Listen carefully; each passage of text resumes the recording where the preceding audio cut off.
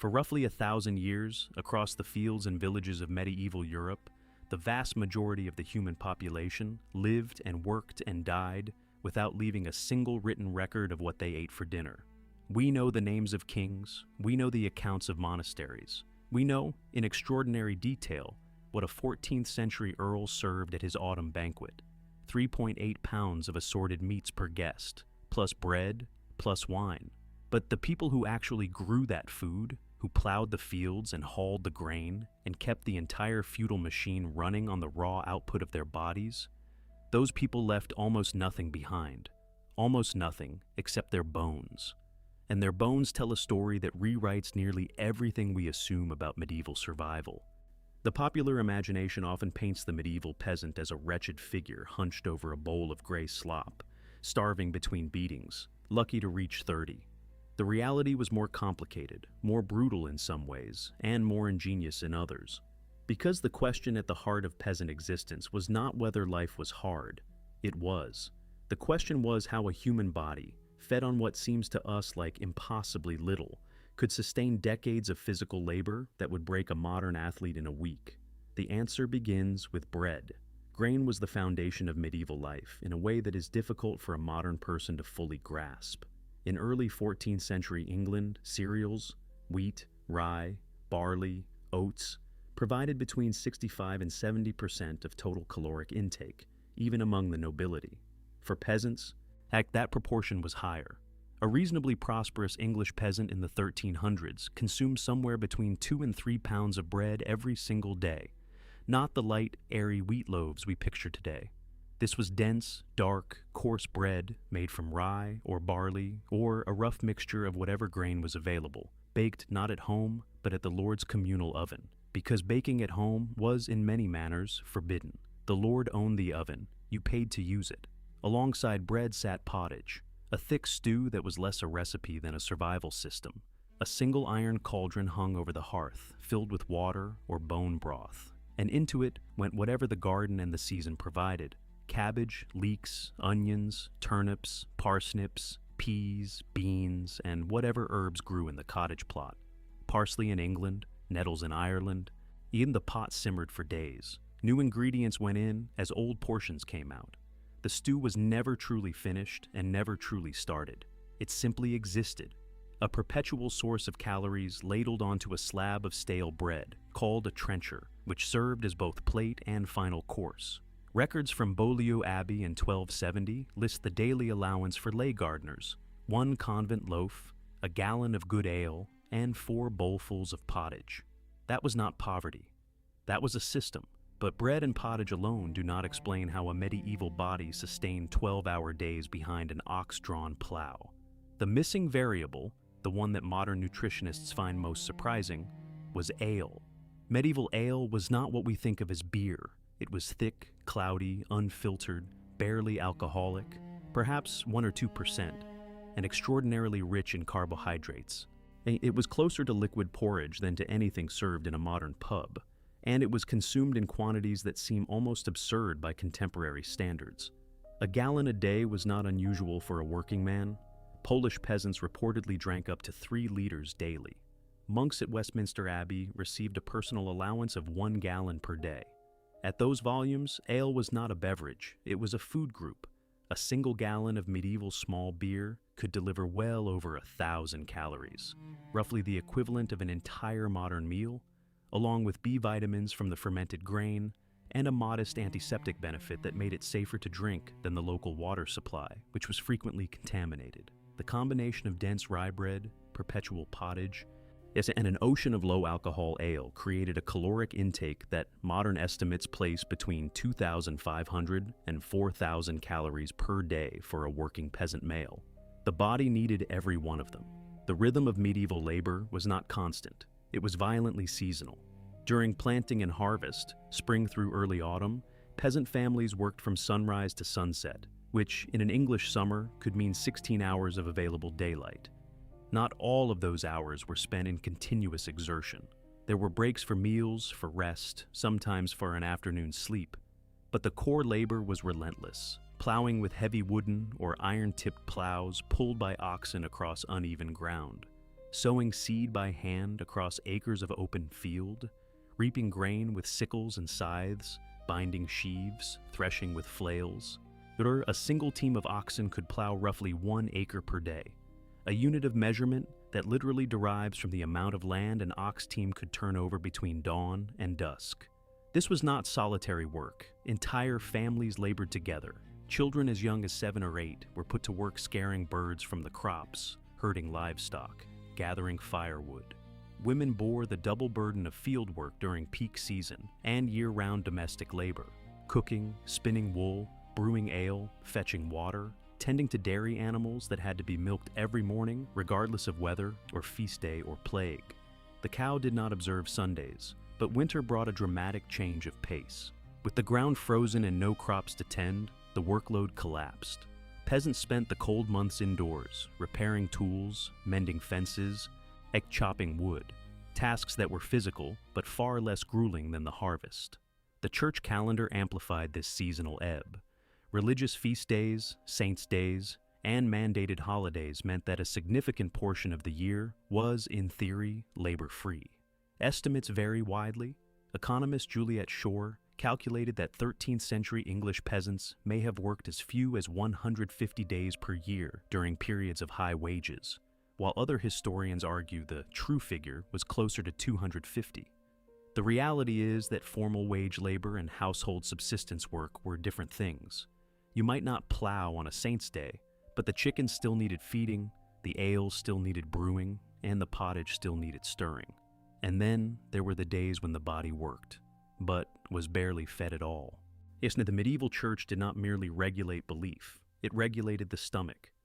Christians in the Middle Ages observed fast days on Wednesdays, Fridays, and often Saturdays, 3 days out of every 7, when the consumption of meat, eggs, dairy, and animal fats was forbidden.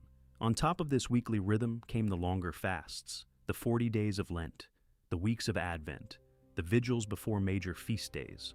By some estimates, nearly a third of the calendar year fell under some form of dietary restriction.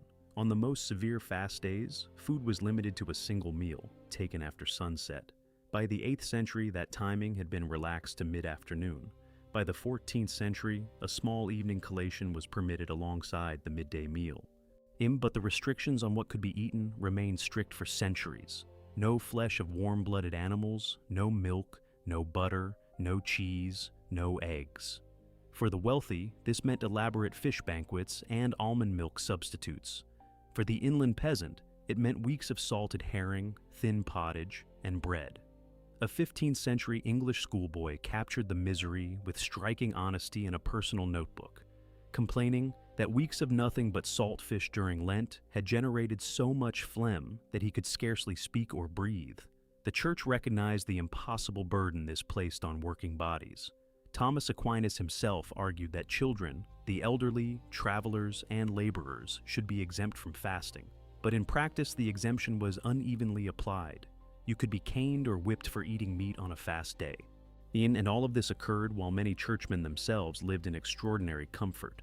Monks consuming an estimated 6,000 calories on ordinary days and 4,500, even when supposedly fasting. The cruelest irony was that the church's calendar of deprivation aligned almost perfectly with the calendar of nature.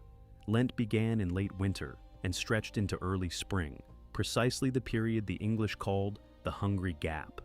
By February or March, the autumn stores of grain, salted meat, and dried vegetables were running dangerously low.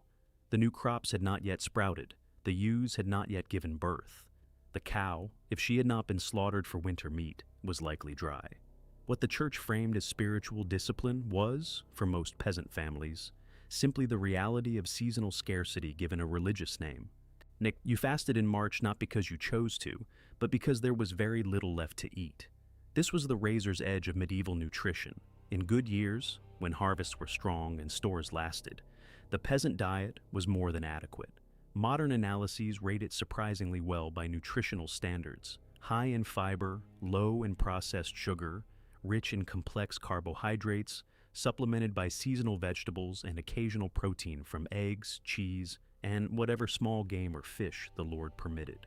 A 2019 study from the University of Bristol, using chemical analysis of pottery fragments from the medieval village of West Cotton in Northamptonshire, found lipid residues confirming that peasant cooking pots regularly held stews of mutton and beef with cabbage and leeks, along with significant amounts of dairy products. And the diet was not the gray gruel of popular myth. It was simple, repetitive, and heavily dependent on what the season provided. But when the season provided, it worked. In bad years, it did not. A single failed harvest could push a community from adequacy to starvation within months. 2 consecutive failures could be catastrophic, and the body kept a permanent record of these crises. When researchers from the University of Bern examined the tibias of 112 medieval skeletons from Switzerland, they found Harris lines, horizontal bands of increased mineral density that form when bone growth stops due to malnutrition or disease and then resumes, in 80% of the medieval sample. Among modern individuals from the same region, the rate was 20%. Almost 4 out of 5 medieval people experienced at least one period of severe nutritional stress during childhood. 1 in 5 modern people do. The skeletal evidence goes further. A major study of nearly 500 medieval remains from Cambridge, conducted by the university's After the Plague Project, assembled complete biological profiles of ordinary townspeople, friars, hospital inmates, and scholars from the 11th through 15th centuries. The findings were stark. Almost all working men from the parish cemetery showed asymmetric arm bones, the right humerus built significantly stronger than the left, the unmistakable signature of years of heavy manual labor begun in adolescence.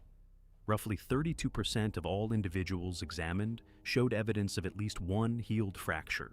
Among those from the parish of All Saints, who represented the ordinary working population, the diet appeared adequate, mainly grains, vegetables, and a little dairy, but around half did not survive childhood. Of those who did, approximately half lived past 45.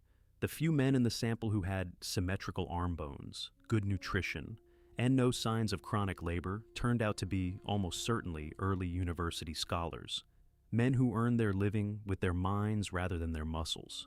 Their bones were the exception that proved the rule. For everyone else, the body was the instrument of survival, and it bore the marks of that service permanently. The distinction between scholar and laborer was not written in any medieval text. It was written in the bone itself. Then, in 1348, the Black Death arrived in England and changed the equation entirely. The plague killed between 40 and 60% of the population within 2 years. The devastation was beyond calculation. But for the peasants who survived, the aftermath produced an unintended revolution in diet. With labor suddenly scarce and land suddenly abundant, the bargaining power of the surviving workforce increased dramatically. Wages rose, restrictions loosened, and meat, which had contributed a negligible share of a harvest worker's calories in the 13th century, began appearing on peasant tables with a regularity that would have astonished their grandparents. By the 15th century, meat provided roughly 20% of a typical laborer's caloric intake. Grain's share of the diet fell, even among the nobility. The post-plague peasant ate better, more diversely, and more abundantly than any generation of common laborers before them. The improvement did not last. Population recovered, land pressure returned, and by the 16th century the gains had largely been reversed. But for a brief window, perhaps 70 or 80 years, the medieval peasant experienced something that looked, however imperfectly, like nutritional adequacy. The body that had been engineered by centuries of scarcity to extract maximum energy from bread, pottage, and ale was, for the first time, given something close to enough. We tend to measure the past against the comforts of the present and find it wanting. The medieval peasant had no refrigeration, no nutritional science, no knowledge of vitamins or protein synthesis or caloric balance. What they had was a system, imperfect, precarious, brutally dependent on weather and harvest, and the mercy of the Lord and the calendar of the Church, that nevertheless kept human bodies functional through decades of physical labor that would be classified today as extreme. The bread was dark and heavy, the ale was thick and cloudy, the pottage was whatever the garden could spare. And on that foundation, generation after generation built cathedrals, cleared forests, drained marshes, and kept the slow machinery of civilization grinding forward. The bones are still here, in museum drawers and university laboratories across Europe. And if you know how to read them, they tell you something that no chronicle ever recorded: what it cost, in the most literal physical sense, to keep the medieval